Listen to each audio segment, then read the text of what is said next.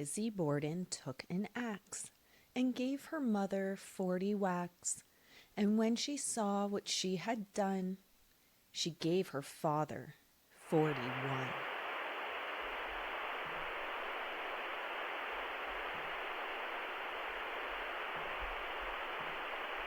Imagine waking up and living your day like any other day. Nothing feels out of the ordinary. You go about your routine at home. You greet your father when he comes back from errands and help him get ready for a nap. And then at approximately 11:10 a.m., you come in from outside and discover that your father had been brutally murdered on the couch where he lay for his nap. So naturally, you call out for help and the police show up. And then someone says, "Wait a second, where's your stepmother?" So the police search the house and they find her also brutally murdered, face down in a pool of blood. And now you've got 2 dead family members in your house. And police initially have no idea who did it, except there's one little problem. You're the only one home during the times of the murder. And suddenly, the police aren't looking for a stranger who slipped in through an open window. They're looking at you. Whether you're here because you heard about the topic of Ryan Murphy's 4th season of Monster, or you have a little bit of curiosity around the original axe murder, or should I say hatchet murder, I think it's pretty obvious by this point that today's story is Lizzie Borden.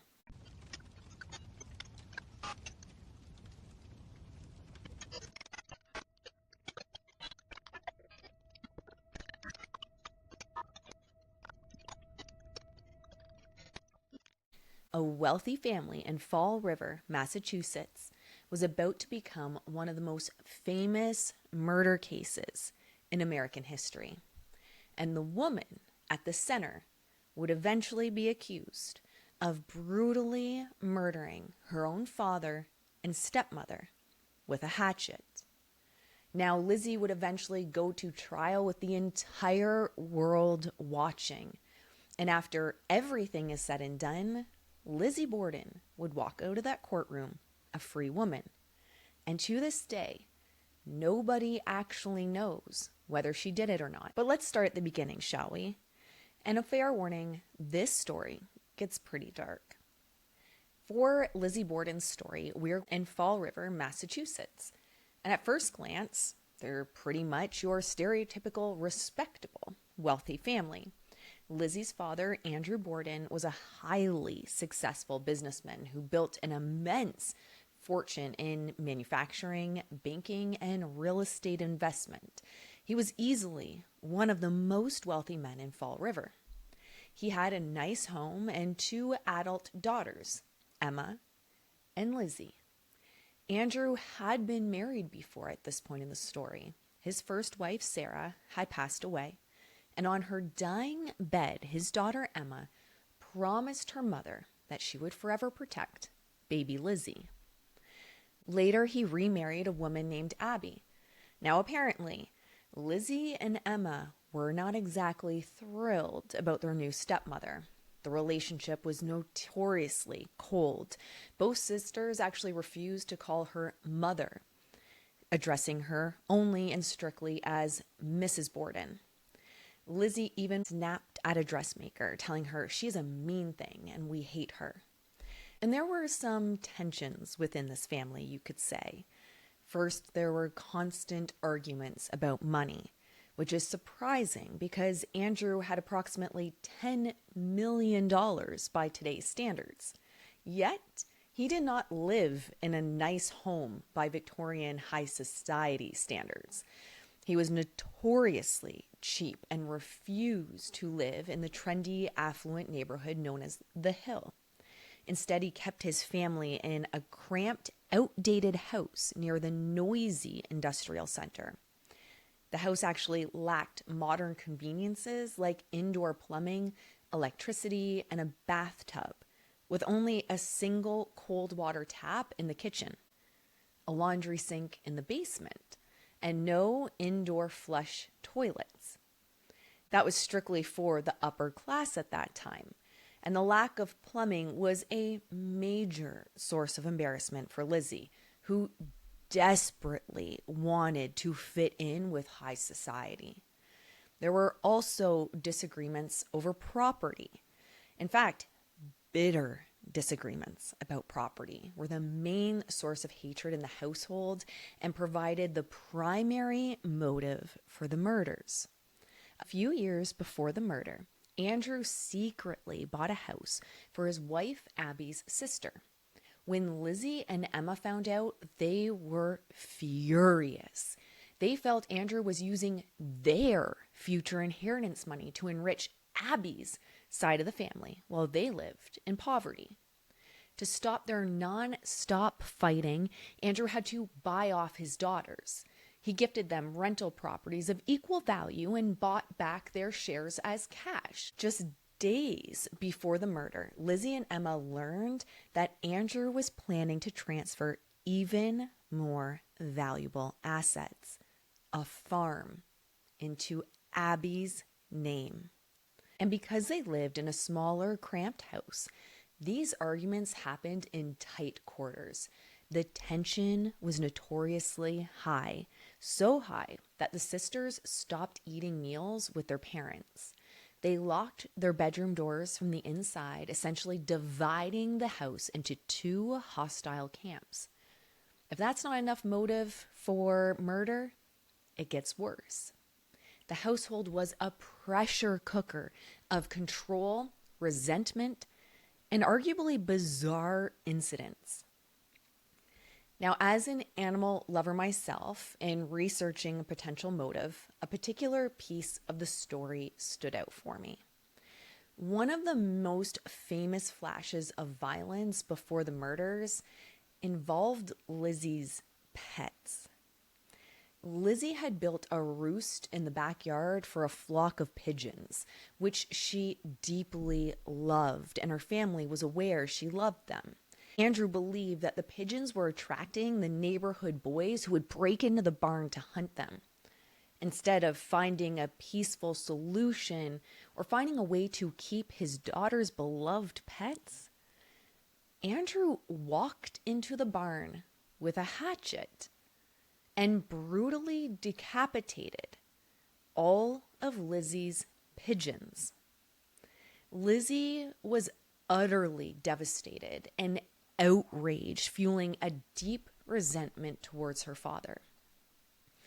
And the stories keep coming. Theft from Andrew and Abby's master bedroom of jewelry. And when police suspected it might be Lizzie, Andrew famously forced the police to end their investigation. And being deprived of the money Lizzie felt she deserved, she developed a reputation in Fall River for shoplifting luxury goods, ribbons, and trinkets from local dress shops. And just one day before the murders, Abby burst into the doctor's office, hysterical that Lizzie was trying to kill them, as part of what became known as the mutton poisoning scare. Either Lindsay tried to poison her family, or it was simply the fact that Andrew was so cheap, he refused to let food go to waste, forcing his family to eat multi-day old, rancid old mutton fish stew that sat out on the stove. I guess we'll never know which one it was, but Abby was convinced that she was sick because Lizzie was trying to kill them. And if you've watched enough true crime, you may be thinking family, money, property, the mother that passed away that they loved, dead pets, resentment, and control. And the brand new stepmom that no one liked and that Lizzie and Emma felt was replacing them. These are usually not great ingredients when we get into a true crime story. And on the morning of August 4th, nobody in that house knew what was coming. And the prosecution believed that all of those situations finally added up into a brutal axe murder or hatchet murder. That morning at 9:30 a.m., Andrew left the house to walk downtown and run some errands, banking and real estate errands to be exact. His wife Abby stayed home, and his daughter Lizzie was also home. His other daughter, Emma, was away visiting friends about 15 miles away, and that detail will become really important later. Because when everything went wrong and bodies were discovered, the only one home was Lizzie. And I think the best way to deliver the story of Lizzie Borden is a timeline of the events of that morning. As we said, at 9:30 a.m., Andrew left to run errands. Abby said to have gone upstairs to the second floor guest bedroom to change the bed linens. Well, her back is turned. An intruder ambushes her. She is struck 19 times in the head with a hatchet. Lizzie is apparently downstairs inside the house and never hears a thing. Bridget, the housekeeper, is outside washing the windows. Neither claims to have heard anything that happened within this house. Andrew returns to the house at approximately 10:40 a.m., and he's said to have not been feeling very well. The front door is heavily locked from the inside with 3 distinct deadbolts. Bridget's struggling to unlock it, and she hears Lizzie giggling from the top of the stairs. Lizzie comes down the stairs and tells her father that Abby went out to visit a sick friend, that she wasn't home. Andrew's exhausted, and he lies down on the sitting room sofa to take a nap. The second murder is said to have happened at approximately 11 a.m. Bridget's exhausted from washing windows in the heat, so she goes up to her tiny bedroom on the 3rd floor to lie down. While Andrew is asleep on the couch, the killer strikes him 11 times in the face and the head with a hatchet. And the first discovery happens at 11:15 a.m. by Lizzie.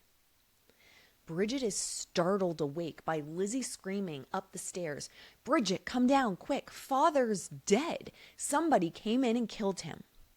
Bridget rushes down to Lizzie. Lizzie won't let her look in the room and sends her across the street to get the doctor and a neighbor, Mrs. Churchill. The second discovery happens at 11:35 a.m. The doctor and the neighbors arrive, the police are called, and everybody realizes that Abby is missing. Lizzie repeats her story about the sick friend note, but says she thinks she may have heard Abby come back at some point. Lizzie refuses to go upstairs.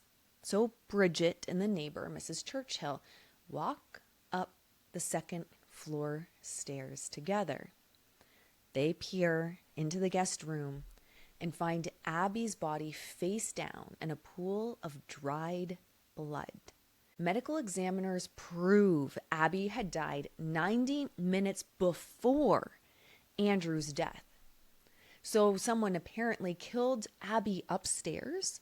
They then waited patiently for Andrew to come home and killed him as well. And as far as investigators could tell, there was no one in the house other than Lizzie at the time of both their deaths. So Lizzie, at the age of 32, was suddenly in the middle of a double murder investigation. Her father's dead, her stepmother's dead, and the police are starting to ask questions. Now Lizzie gives them an explanation for what she had been doing that morning, but her story isn't perfectly consistent. And if we're being truthful, it was constantly shifting. She gives different explanations at different times about where she had been and what she was doing. Her main story was that during her father's murder, she went out to the backyard barn to find lead fishing sinkers for an upcoming trip. When asked how long she was out there, she said, about 20 minutes, and then 30 minutes. And then later said, only a few minutes. She told one officer she heard a strange scraping sound coming from the house while she was out in the yard, but told another officer she heard absolutely nothing until she walked back in the kitchen. Lizzie insisted Abby had left the house earlier because she received a letter to visit a sick friend. The police searched the entire house. They interviewed local messengers. They searched Abby's pockets. No note ever existed, and nobody heard about this other than Lizzie. Because her timeline was physically impossible and her stories kept contradicting one another, the police concluded she was lying to cover her tracks. And why would somebody lie about what they were doing on the morning of a double murder unless you were the murderer? But what we'll see in the trial is that her defense attorney had very different explanations on why she may have appeared to have been lying. Maybe she wasn't lying. Maybe she was terrified. Because imagine being questioned by police immediately after finding out your father and your stepmother had been murdered. Even if you didn't particularly like your stepmother, it's very reasonable that you may be freaking out. So right away we have a problem. Is Lizzie behaving strangely because she was guilty? Or is she behaving strangely because something absolutely horrific happened to her? Or the third option that we'll see in the case, was she behaving strangely because she was medicated at that time? And that is going to be what the entire case revolves around. And almost every piece of circumstantial evidence proving Lizzie committed the murders has another possible explanation. Now, for the investigation, police start looking in the house. And one of the first things they notice is this. There doesn't seem to be an obvious sign of a break-in. After the theft of jewelry from Andrew and Abby's master bedroom, security was increased in the house. You couldn't easily slip in through a door or a window. On the morning of the murders, the front door was locked with a key, a latch, and a massive iron deadbolt. Somebody didn't walk in the front door. The cellar door was locked from the inside, and the back door securely bolted as well. Every single window was intact, and every lock was completely undamaged.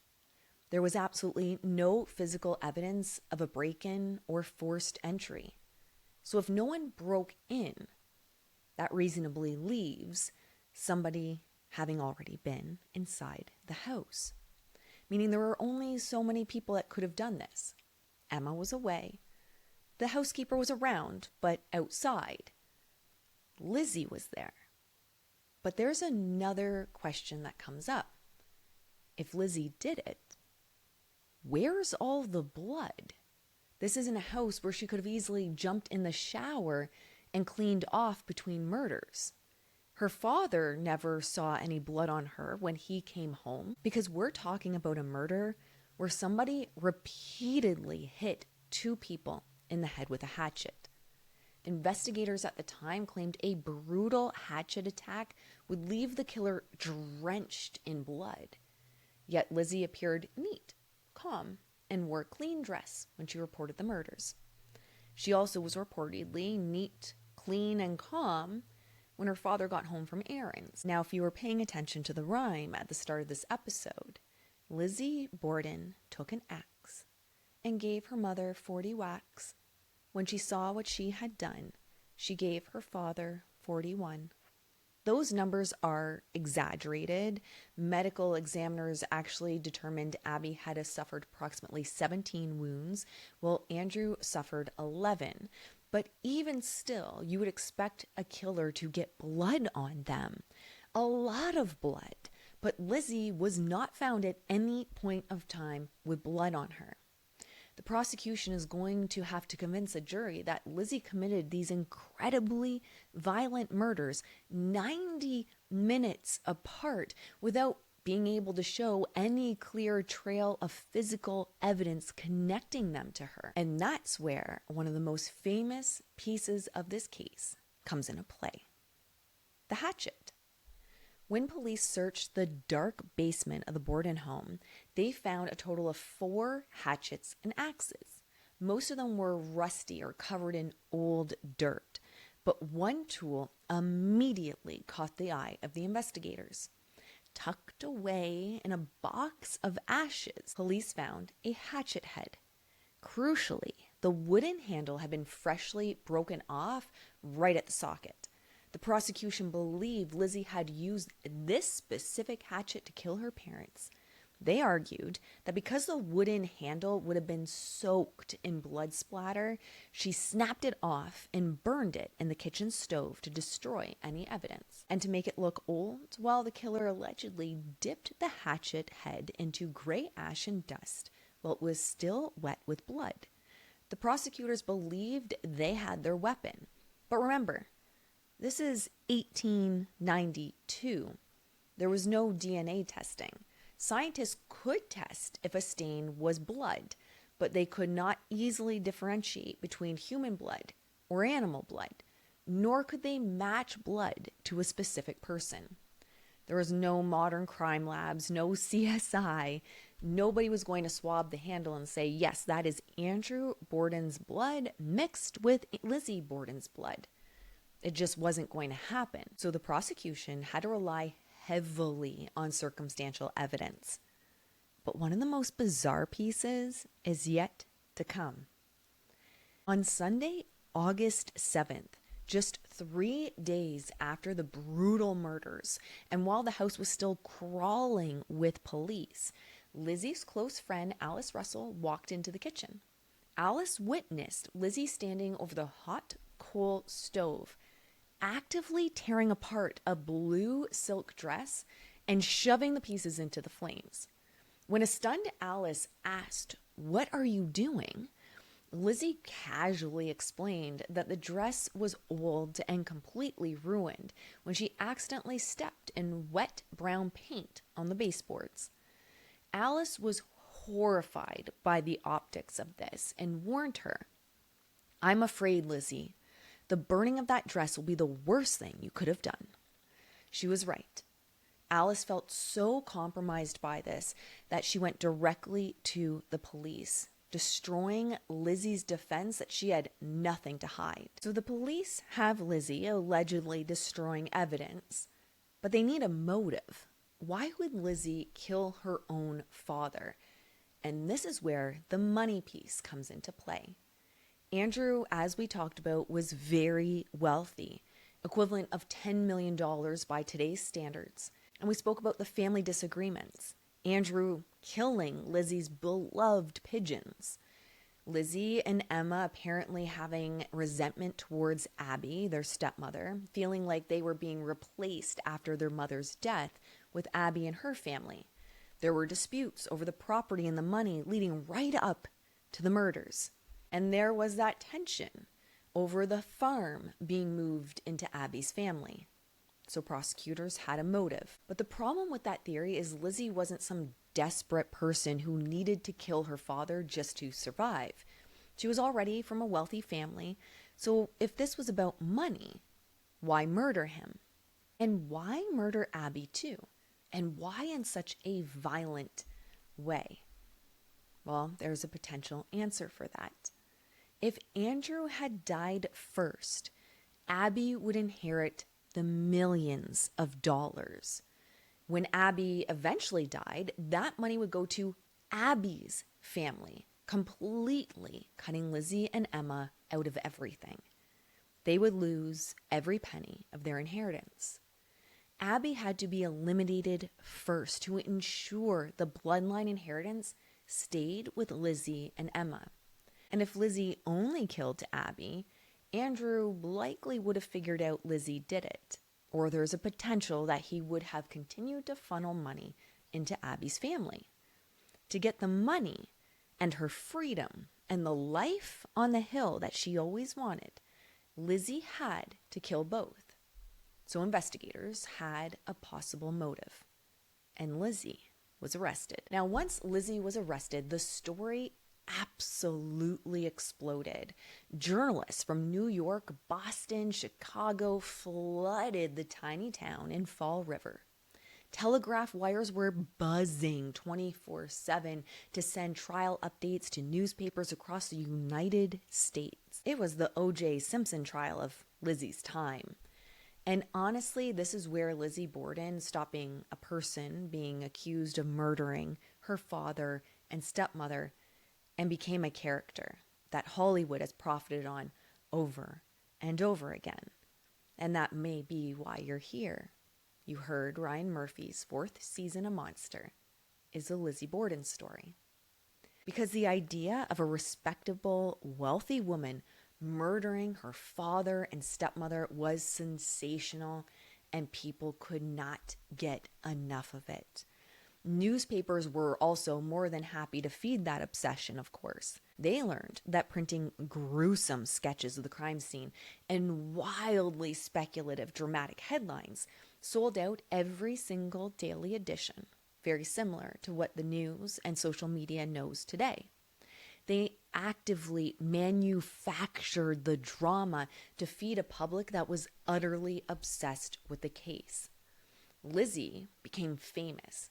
People were talking about her everywhere. Was she a cold-blooded killer? Was she a grieving daughter? Was she hiding something? Was she being framed? Pro-prosecution papers painted her as a cold, unfeminine, calculating witch who wore a mask of innocence. Pro-defense papers portrayed her as a fragile, pale Victorian lady who was being bullied and falsely accused by a bumbling, incompetent police force. And eventually, she would have to go to court and answer for all of the questions in this case. Lizzie's trial began in 1893. And because the state had no eyewitnesses, no fingerprints, and no definitive blood evidence, District Attorney Knowlton had to connect all of those individual suspicious pieces together through a single chain of guilt. They had a motive, tension, and money. They proved the intense household hatred, the property disputes, and the fact that Lizzie stood to inherit a massive fortune. But only if both Andrew and Abby died in a specific chronological order. They had an opportunity. No forced entry. They argued the house was a locked fortress. They used the medical timeline to show that a random stranger would have had to hide inside the house for over 90 minutes between the murders without being noticed. And how did they even get in the first place?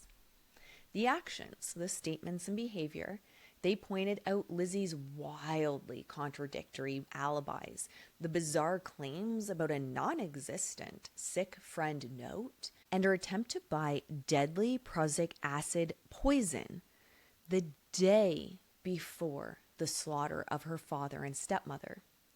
Then we have the cover-up of the clothing and the hatchet. They presented the handleless hatchet found in the cellar ashes and emphasized the highly suspicious burning of her blue dress just 3 days after the crimes. Despite stitching all of these pieces together into a highly logical and plausible argument, the prosecution ran into a massive wall. In court, the defense started pulling those pieces apart one by one. The defense team, led by former Massachusetts Governor George Robinson and Andrew Jennings, executed a master class in systemic dismantling. They shifted the focus from Lizzie's suspicious behavior to the state's total failure to produce direct physical evidence, painting a powerful picture of reasonable doubt for the jury. The core mechanism of the defense strategy focused on specific pieces of evidence and arguments. The defense brought in medical experts to describe the sheer mechanics of the murders. They argued that the explosive force required to fracture skulls would have drenched the killer in arterial blood. Police officers admitted under cross-examination they arrived to the house within minutes of Lizzie screaming. Lizzie was found in a light, spotless dress, completely cool and calm, not sweating, not out of breath, not covered in blood.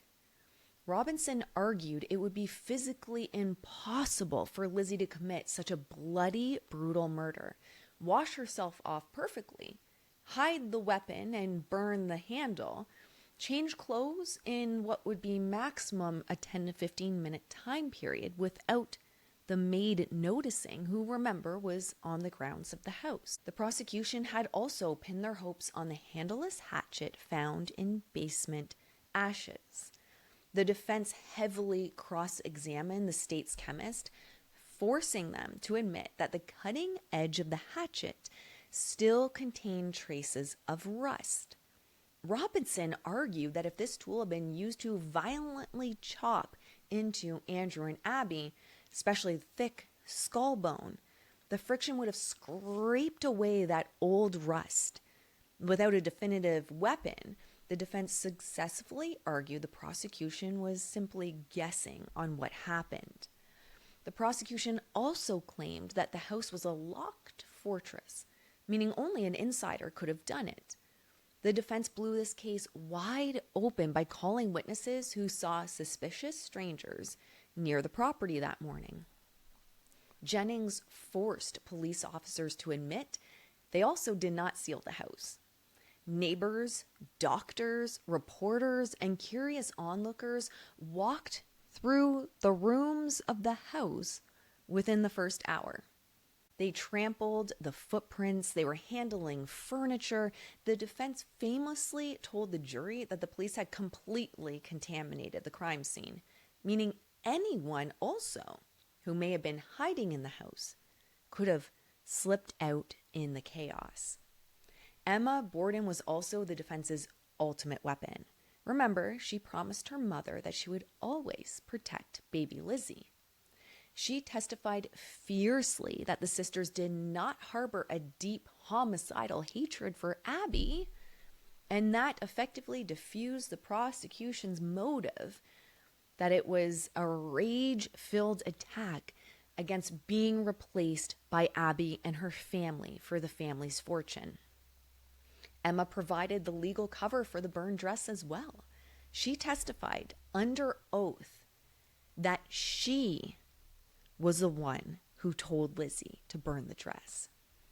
She said that Lizzie had ruined it weeks prior by stepping in wet brown baseboard paint. She asked the jury why a killer would foolishly burn evidence in plain sight of a friend in a kitchen stove while police were still inside the house. And finally, Lizzie's famous contradictory statements to police. The defense called the family doctor, Dr. Bowen, to the stand. He testified that he had prescribed Lizzie massive double doses of morphine to cope with the shock of her parents' death. Robinson argued that the police had ruthlessly badgered a heavily drugged, grieving young woman, making her confused and giving contradictory statements because it was a drug-induced shock rather than guilt.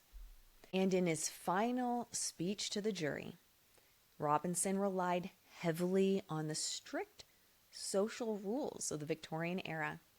He looked at the all-male jury and essentially asked them if they could honestly look at a well-bred, church-going, upper-class Christian woman who volunteered for charities and picture her swinging a hatchet into her parents' heads. Combined with the three judges actively ruling to exclude the prosecution's poison evidence, the jury was left with a case built almost entirely on suspicion, a missing weapon, and no blood on Lizzie. So now the jury had to make a decision. They acquitted her in just over an hour. Following her 1893 acquittal, the 12 men of the all-male jury gathered together for a group portrait. And in a bizarre twist, the jurors actually gifted that portrait in a frame to Lizzie Borden as a celebratory souvenir to commemorate her freedom. And just like that, she walks out of court a free woman. Now, after her acquittal, I think it's important to talk about the inheritance. because that was a big piece of the prosecution's case, was money that Lizzie had wanted and a life on the hill that she was desperate for. Well, after the trial, Lizzie and Emma inherited a considerable amount of money. Emma and Lizzie split the inheritance worth roughly $300,000 at the time, which is the equivalent to about $10 million today. And the sisters eventually moved into a much larger home. In fact, the very first thing the sisters did was escape the cramped, outdated house where the murders took place. They bought a grand 14-room Queen Anne-style Victorian mansion in Fall River's most exclusive, elite neighborhood, The Hill, the same place Lizzie begged her father to move to prior to the murders. Lizzie proudly named the estate Maplecroft and even had the name carved directly into the stone on the front porch. The mansion featured modern plumbing, gas lighting, a large wraparound porch, and beautifully manicured gardens. Lizzie also tried to move on and distance herself from the gruesome murders after being shunned by high society locally. She even started using the name Lizbeth, or Lisbeth of Maplecroft. But you can change your name, you can move houses, you can try to live your life, but you can't exactly escape being the Lizzie Borden. Because everywhere she went, there were people who believed she had murdered her father and stepmother. And despite the fancy house and the high society neighborhood she was desperate for, Lisbeth's attempt to move was a bit of a failure. The wealthy elites of Fall River completely shunned her. Neighbors crossed the street to avoid walking past her, and when she attended church, the pews would be instantly emptied around her. For 12 years, Lizzie and Emma lived together in the luxury mansion.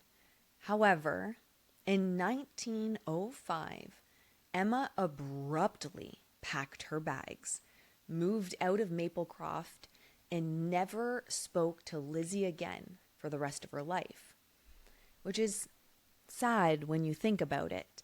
The loss of their mother, a promise to their mother that Emma would always protect baby Lizzie, a testimony that secured a not guilty verdict, and then eventually, what appeared to be overnight, they stopped speaking.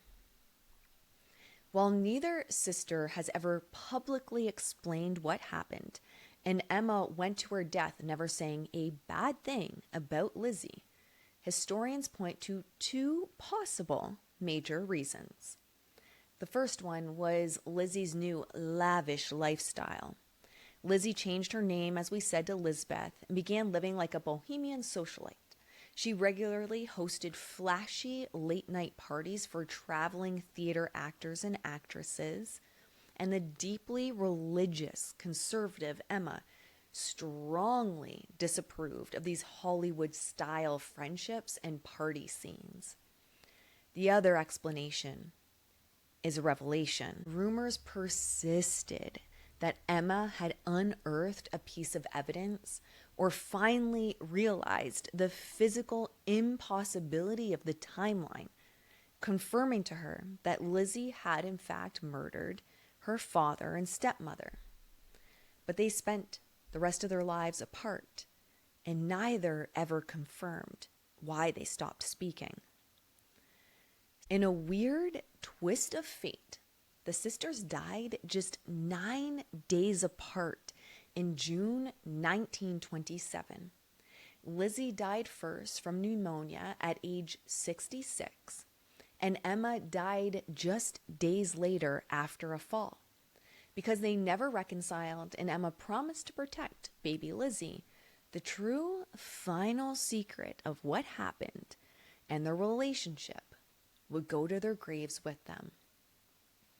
And whatever Lizzie knew about that night with her father, stepmother, and a hatchet would die with her. Now, obviously, there's been many theories over the years. Some people think Lizzie absolutely did it, or even that Emma had in fact been involved and was not at her friend's. Some theories point towards other people connected to the family, or that an outsider could have been responsible. Andrew Borden was one of the most disliked men in the entire city of Fall River. He was known as a cutthroat businessman who ran local banks and held mortgages on many properties. If a local farmer fell on hard times, Andrew would foreclose immediately on them without a shred of mercy. He also owned several tenant-filled buildings used by the poor Irish and Portuguese immigrants who worked in the local fabric mills. He refused to maintain those buildings, keeping them in squalor, miserable conditions, while pocketing the rent to enrich himself. Because he ruined so many people financially, Andrew did have a long list of enemies. In fact, on the very morning of his murders, his daughter, Lizzie, told a friend that she was worried about her father because he had so many enemies. She feared that someone was going to hurt him eventually. But whatever happened in that house, we'll never have a straight answer for. Now, if she did kill them, for me, it makes that verified interaction with her father when he returned from errands even more chilling. She was completely calm, calculated, cold. She had her plan laid out.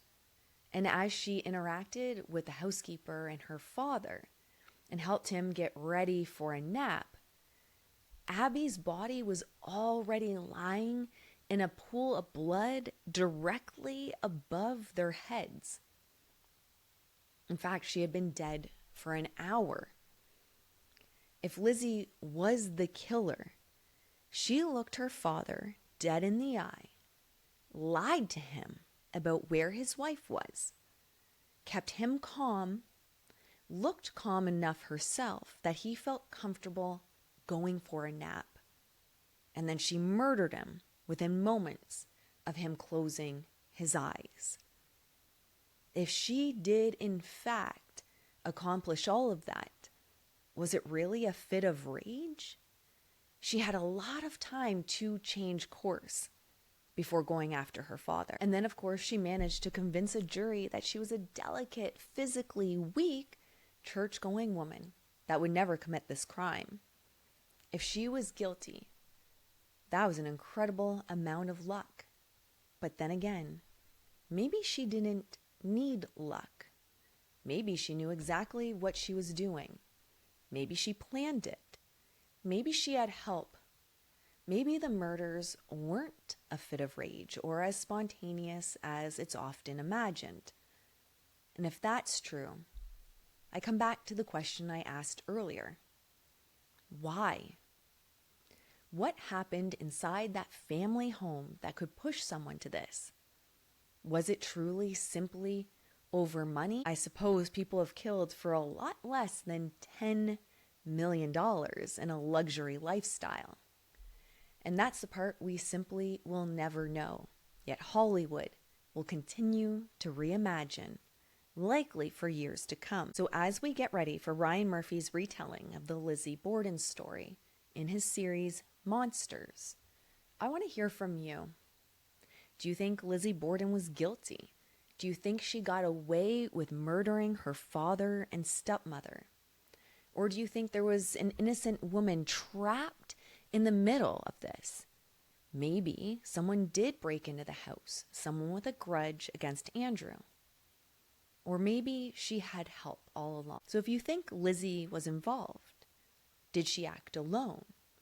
Did she potentially work with someone that had a grudge against her father and hid in the house until it was safe to murder him? Let me know your theories in the comments.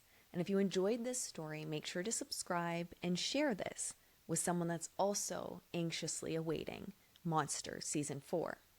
There are a lot more strange, unsolved mysteries coming and downright bizarre cases that we'll be covering. Thank you for joining me today, and I'll see you in the next one.